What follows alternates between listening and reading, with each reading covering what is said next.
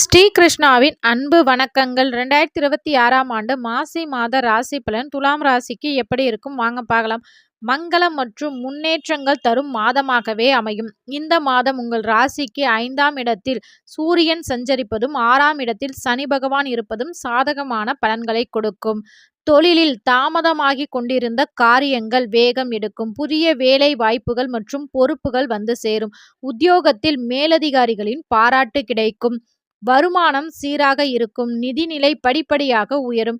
இருப்பினும் வரவுக்கு மீறிய செலவுகள் வரும் என்பதால் திட்டமிட்டு செலவிடுவது நல்லது. உங்கள் குடும்பத்தில் இதுவரை இருந்து வந்த கருத்து வேறுபாடுகள் நீங்கும். வாழ்க்கை துணையுடன் அந்யோன்யம் அதிகரிக்கும். குழந்தைகள் மூலம் மகிழ்ச்சியான செய்திகள் கிடைக்கும். மாணவர்கள் கல்வியில் சிறந்து விளங்குவார்கள்.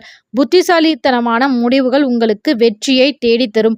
ஒட்டுமொத்தமாக உடல்நிலை சீராக இருந்தாலும் மார்ச் தொடக்கத்தில் சனி பெயர்ச்சி காரணமாக சிறு உடல் உபாதைகள் வரக்கூடும் என்பதால் கவனமாக இருப்பது நல்லது.